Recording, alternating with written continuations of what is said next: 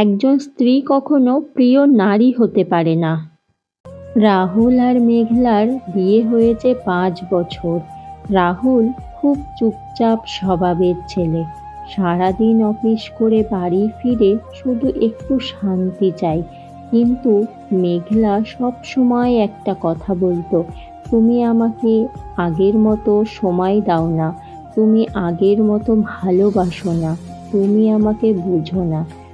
রাহুল চেষ্টা করত, সত্যিই করত, কিন্তু মেঘলার একটা স্বভাব ছিল, সে কখনো খুশি থাকতে জানতো না। রাহুল ফুল নিয়ে এলে সে বলতো, এত দেরি করে মনে পড়ল। রাহুল বাইরে খেতে নিয়ে গেলে বলতো, এতে কি হবে।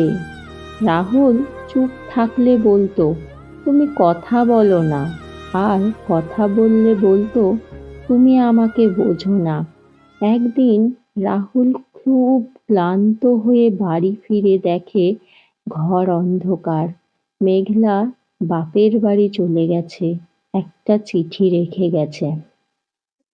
আমি এমন মানুষ চাই যে আমাকে সব সময় খুশি রাখবে।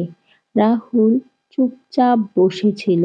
হঠাৎ তার মনে হলো, যে মানুষ নিজে সুখী থাকতে শেখেনি, তাকে পৃথিবীর কোনো মানুষই সুখী রাখতে পারবে না।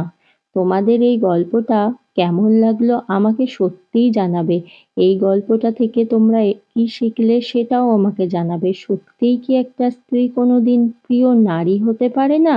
তোমাদের কমেন্টের আশায় থাকলাম। আর গল্পটা ভালো লাগলে লাইক, কমেন্ট, শেয়ার করতে ভুলো না। চ্যানেলে নতুন হলে চ্যানেলটা অবশ্যই সাবস্ক্রাইব করে দিও।